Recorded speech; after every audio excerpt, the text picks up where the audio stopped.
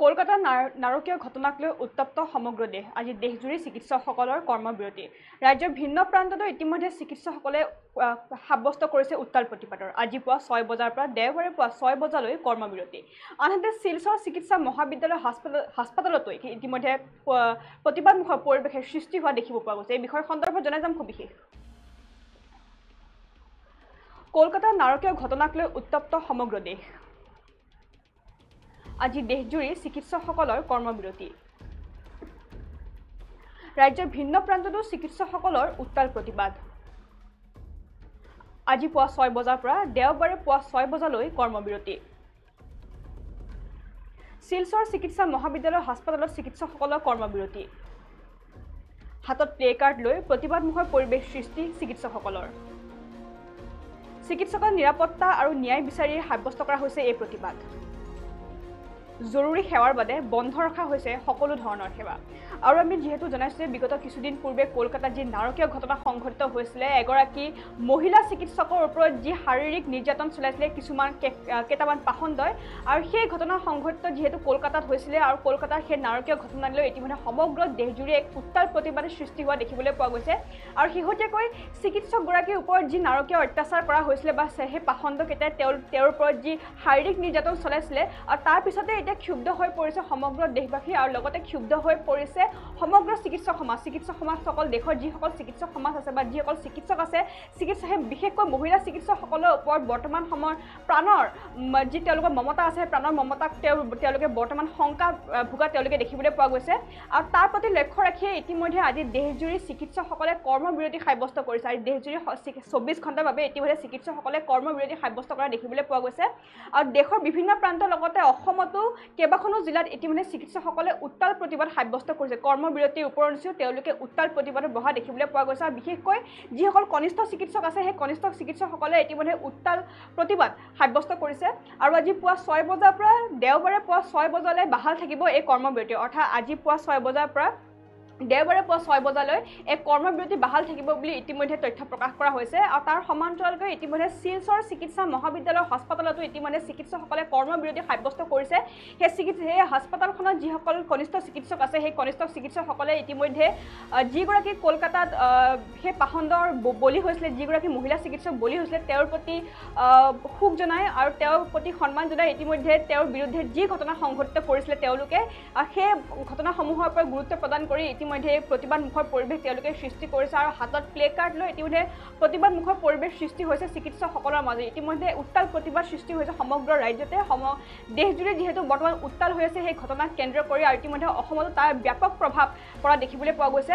আৰু চিকিৎসকৰ নিৰাপত্তা আৰু ন্যায় বিচাৰি সাব্যস্ত কৰা হৈছে প্ৰতিবাদ। অৰ্থাৎ হাস্পতালসমূহত চিকিৎসকসকলৰ যি নিৰাপত্তা আছে, বিশেষকৈ মহিলা চিকিৎসকসকলৰ ওপৰত গুৰুত্ব প্ৰদান কৰি তেওঁলোকে নিৰাপত্তা আৰু ন্যায় বিচাৰিছে বৰ্তমান সেই ঘটনাক কেন্দ্ৰ কৰি। আৰু ইতিমধ্যে প্ৰতিখন চিকিৎসালয়ত যাতে মহিলা চিকিৎসকসকলে সৰ্বোচ্চ ন্যায় লাভ কৰে বা সৰ্বোচ্চ নিৰাপত্তা তেওঁলোকে লাভ কৰে, তাৰ প্ৰতি লক্ষ্য ৰাখি ইতিমধ্যে এই প্ৰতিবাদমুখৰ পৰিৱেশ সৃষ্টি হোৱা দেখিবলৈ পোৱা গৈছে।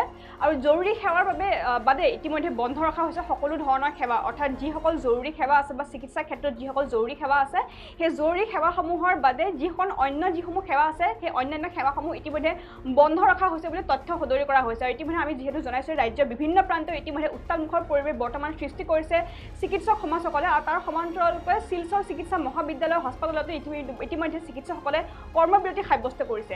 আৰু এই বিষয়ৰ সন্দৰ্ভত আমাৰ শিলচৰৰ সংবাদদাতা স্নেহাংশু ভট্টাচাৰ্যই কিছু তথ্য যুগুত কৰিছে, আৰু সেয়া আমি আপোনালোকলৈ আগবঢ়াইছোঁ। গোটেই দেশজুৰি উত্তাল প্ৰতিবাদ সাব্যস্ত হৈ আছে। কাৰণটো একটাই হৈছে যে পশ্চিমবংগত যে এখন চিকিৎসকৰ ওপৰত যে নেক্কাৰজনক ঘটনা সংঘটিত হৈছে, এখন চিকিৎসকৰ ওপৰত ধৰ্ষণ কৰি হত্যা কৰা হৈছে, তাৰ বাবে গোটেই দেশজুৰি এখন প্ৰতিবাদ সাব্যস্ত হৈ আছে বুলি ক'ব পাৰে। যোৱা কেইটামান দিন আগতেও দেখিছে ৰাজপথত হাজাৰ হাজাৰ মহিলা ওলাই আহি তেওঁলোকৰ জাষ্টিছ বিচাৰি তেওঁলোকে প্ৰতিবাদ কৰিছে গোটেই দেশত। তুমি পশ্চিমবংগ কোৱা বা শিলচৰ কোৱা বা বিভিন্ন স্থানত প্ৰায় প্ৰতিবাদ সাব্যস্ত হৈ আছে বুলি যোৱা কেইটামান দিন ধৰি ধাৰাবাহিকভাৱে যে বিভিন্ন যে চিকিৎসা মহাবিদ্যালয় আছে, চিকিৎসা মহাবিদ্যালয়ৰ অপিডি সেৱা বন্ধ আছে, চিকিৎসকসকলে প্ৰতিবাদ সাব্যস্ত কৰিছে। আৰু IMA ইণ্ডিয়ান মেডিকেল এছ'চিয়েশ্যনে 24 ঘণ্টাৰ বাবে সমগ্ৰ পৰিষেবা বন্ধ কৰি ৰাখিছে আৰু জৰুৰী পৰিষেবা এইটো আছে, এইটো তেওঁলোকে অব্যাহত আছে, কিন্তু সমগ্ৰ পৰিষেবা আছে, OPD বিভিন্ন পৰিষেবা আছে এবাৰ বন্ধ আছে। কাৰণ এটা হৈছে পশ্চিমবংগৰ যে এখন চিকিৎসকৰ ওপৰত নিৰ্মমভাৱে হত্যা কৰা হৈছিলে, দৰ্শন কৰি হত্যা কৰা হৈছে, তাৰ প্ৰতিবাদ বিচাৰি লোকে জাষ্টিছ বিচাৰি তেওঁলোকে প্ৰতিবাদ কৰি আছে। আজি মই পোনে দেখাই আছো শিলচৰ মেডিকেল কলেজৰ দৃষ্টান্তবিলাক দেখাই আছো। তেওঁলোকে দেখিছে বিভিন্ন ডক্টৰ্ছ বিলাকে, junior doctor, senior doctor, association বিলাকে হাতত প্লে কাৰ্ড লৈ এখন উত্তাল পৰিৱেশ সাব্যস্ত কৰিছে বুলি ক'ব পৰা যায়। এইটো গোটেই কেইবাবাৰ দিনটো চলি আছিল। আজি যে 24 ঘণ্টালৈ যে IMA যে প্ৰতিবাদ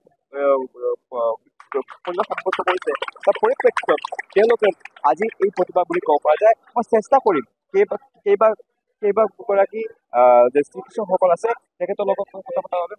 আপোনালোকে জাষ্টিছ বিচাৰি আপোনালোকে এই প্ৰতিবাদ কৰি আছে, কি হ'ল? আমি সবে গম পাইছোঁ কলকাতাত যোনটো ইনচিডেণ্ট হৈছে, সেইটো ইনচিডেণ্ট একচুৱেলি হ'ব নালাগে। আৰু যিহেতু আমি নিজেও ফিমেল, আৰু সঁচা ক'ব গ'লে আমাৰ জীৱনত সবেই মলেষ্টেশ্যন এবাৰ হ'লেও লাইফত মেক্সিমাম ছোৱালী ফেচ কৰে, যোনটো আমি কৰিব নালাগে। মই নিজে BSc নাৰ্ছিং ষ্টুডেণ্ট হিচাপে মোৰ লগৰবিলাক, মোৰ ফেল' ষ্টুডেণ্ট চব ইয়াতে আছে। কাৰণ আমাৰ নিজৰ কলেজতো আমি সেনেকুৱা হোষ্টেলটো সেনেকুৱা ফেচ কৰিছোঁ। ইয়াতে ষ্ট্ৰীট লাইটছৰো প্ৰব্লেম আছে, আৰু আমিও ভাবোঁ কি যে আমাৰ কাৰণেও যাতে জেগাটো বেছি চিকিউৰ হয়, আমি যাতে নিজে নাইট ডিউটি কৰোঁ, ডে ডিউটি কৰোঁ, তো সেইটো আমাৰ কাৰণে বেছি ছেফটি আৰু চিকিউৰিটিৰ কথা আহি পৰে। সেইকাৰণে আমি বিচাৰোঁ যে আমাৰ কাৰণেও চিকিউৰিটি আহক, আৰু যোনটো কেছ কলকাতাত হৈছে সেনেকুৱা যাতে আৰু ভাৰতৰ দেশত বা ক'তো যাতে সেনেকুৱা কেছ নহয়, আৰু তাইৰ যাতে যোন মৌমিতা দেৱনাথ তেখেতে যাতে জাষ্টিছ পাওক পাৰে, আৰু তেখেতৰ যোনবিলাক কালপিত আছিলে সিহঁতে যাতে ফাঁচি দিয়ে, সেইটো আমি বিচাৰোঁ। হয় আছে। আৰু মই কেইবাগৰাকী আপোনালোকে প্ৰায় জাষ্টিছ বিচাৰি আপোনালোকে প্ৰতিবাদ কৰিছে, কি ক'ব? নাই মানে আমি বুলিয়ে নহয়, চবেই যিমান আছে চব মানে ফেচ কৰি আছে। আমি সেইকাৰণে আমি ফেচ কৰি আছোঁ। ফেচ কৰি থকাৰ কাৰণে আমি লগত মত আছোঁ চবৰ লগত, হ'ব নালাগে। আমি দেখিছে উত্তাল পৰিৱেশ সাব্যস্ত হৈছে বুলি ক'ব পৰা যায়, যে পশ্চিমবংগ ঘটনা কেন্দ্ৰ কৰি উত্তাল পৰিৱেশ সাব্যস্ত হৈছে বুলি ক'ব পৰা যায়। আৰু মই বিভিন্ন ভিজুৱেলবিলাক মই দেখাই আছোঁ, কিয়নো তেওঁলোকৰ গোটেই দেশটো এইটো প্ৰতিবাদ হৈ আছে। আৰু মই চেষ্টা কৰিম, আপুনি দেখিছে যে মই দেখাই আছোঁ, তেওঁলোক হাতত প্লেকাৰ্ড লৈ এখন প্ৰতিবাদ সাব্যস্ত কৰিছে বুলি ক'ব পৰা যায়। আৰু মই বিভিন্ন বিষয়বিলাক মই দেখাবলৈ চেষ্টা কৰিছোঁ, আৰু কেইবাগৰাকী মহিলা চিকিৎসকসকল আছে তেখেতসকলক মই কথা পতাৰ চেষ্টা কৰিছোঁ। আপোনালোকে পশ্চিমবংগ ঘটনা কেন্দ্ৰ কৰি আপোনালোকৰ নিরাপত্তার বাবে আপোনালোকে প্রতিবাদ করে আছে, কি কব? দেখুন, আমরা রেসিডেন্ট ডক্টরস হিসেবে আমরা ডেইলি ডিউটি করছি। অনেক সময় আমাদের শিফটগুলো 24 আওয়ার্স লংও হয়ে যাচ্ছে। আগে আমরা কখনো সেরকম ভাবে ভাবিনি, কিন্তু এইবার যে ঘটনাটা হয়েছে আমাদের ভিতরে আমাদের মধ্যে একটা আতঙ্ক ক্রিয়েট করে দিয়েছে। ইনফ্যাক্ট গতকালকেই যখন আমি ইমার্জেন্সি করছিলাম, এর আগে আমি কখনো ভাবিনি আমাদের ওয়ার্ডটা ধরো খালি খালি লাগছে বা কেউ আছে নাকি, কোনো দুষ্কৃতি আছে না, কিন্তু কালকে আমার অ্যাকচুয়ালি আনসেফ ফিল হয়েছে যে কিভাবে আমরা যে কোনো সময় যে কোনো কিছু একটা হতে পারে। এই একটা জিনিস, এটা একটা ট্রেন্ড হয়ে দাঁড়িয়েছে যে কোনো অন ডিউটি ডক্টরকে অ্যাসল্ট করা, যে কোনো ভাবে খারাপ ব্যবহার করা, সেটা তো কোনো আমাদের পুরোপুরি এটার এগেনস্টে স্ট্যান্ড নেওয়া উচিত, যাতে সবাই যেন বোঝে জিনিসটা যে কোনো ভাবে যে কোনো অন ডিউটি ডক্টর যে কোনো কার সাথে এরকম একটা ব্যবহার কোনোদিনই গ্রহণযোগ্য নয়। তাই আমরা স্ট্রিক্টলি কন্ডেম করছি এরকম ব্যবহারকে, আর আমরা আমাদের